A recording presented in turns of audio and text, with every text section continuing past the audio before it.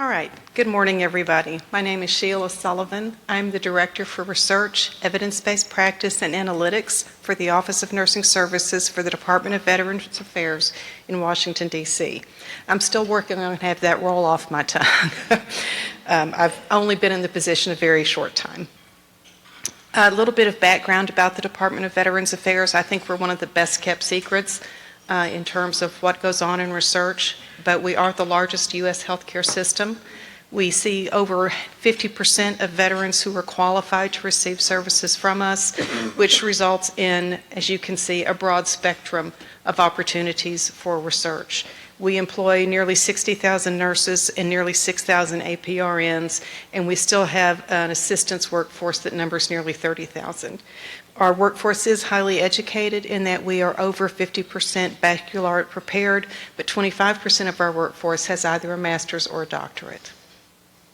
Research is a very important part of the Department of Veterans Affairs mission. The Blueprint for Excellence, which just past Secretary McDonald developed in the wake of the problems that were illuminated by the press, is to continue to lead the nation in research and treatment of military service-related conditions. And as you can see, our secretaries understand the importance of that mission, and we continue to give it a high priority. To that end, we remain one of the largest funding entities for nursing research, specifically in the United States, but also other types of research, only after NIH. You can see the totals that are up there. I won't spend time reading them to you, but we have over 3,000 active investigators working on over 2,000 projects, and we have nearly 100 sites that conduct research. So you can see that there's ample opportunity to work at the VA. Specifically, some of the things that have been accomplished by nurses who do their research is still affiliated with the Department of Veterans Affairs.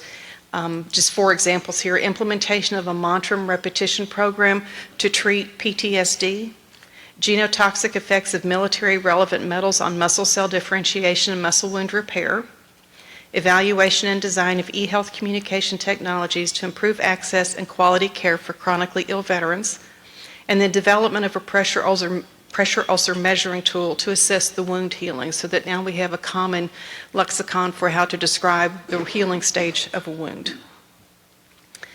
There are numerous opportunities to develop your career at the Department of Veterans Affairs. I'll speak to each of these a little bit more in detail.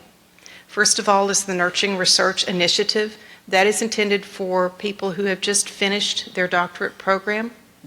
Perhaps they've just finished their postdoc and they come to us with some good pilot data, and it allows them to identify, test, or implement a nursing intervention that can prevent or enhance disease treatment in veterans anywhere across the care continuum.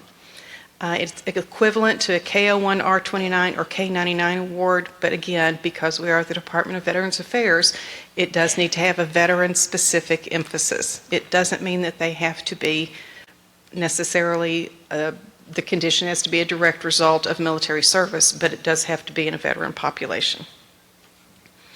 The Career Development Awards are somewhat in transition right now, so I'm describing to you what was available the last time I checked, which was yesterday. We have Career Development Award Level 2, which is a mid-level program. The purpose of that program is to give the selectee the opportunity to develop their career under the mentoring of a senior VA research scientist. The Career Development Enhancement Award is for senior VA scientists. That gives them the opportunity. It's 6 months of release time that is expected to be matched by the local VA site, and that gives you a sort of a sabbatical to, not just time off, but time to enhance your opportunities or your understanding of, say, a method or perhaps new content such as genetics that needs to be folded into your current study of research. And these are similar to K-22s. Then there is the Nurse Fellowship Program, which is a postdoctoral award. It is equivalent to NIH F31 and 32. Again, these are mentored awards. One thing that my office is particularly responsible for is a nurse scientist proposal development workshop. We have, over the last 5 years, had awardee or participants in that workshop earn over $13 million in funding. The VA Quality Scholars is an interprofessional program for physicians and nurses. The purpose of that is to teach others They come into the program to learn how to be more effective educators for quality improvement in value and quality within the VA system. The intent is that they then can leave and teach others where they are working how to be more effective at quality improvement and to do research on how to be more effective at quality improvement. Then there's the Nurse Fellow Program, which is a 2-year fellowship, both pre- and postdoc, for both research and non-research focused degrees. So your take-home message is the Department of Veterans Affairs has ample opportunities for you to grow as a nurse scientist throughout your career. We do fund your research, we have research fellowships, and we make it's very easy to do multi-site research within our group. And there are some websites for you if you need additional information, or I'll be happy to talk to you. Thank you for your time.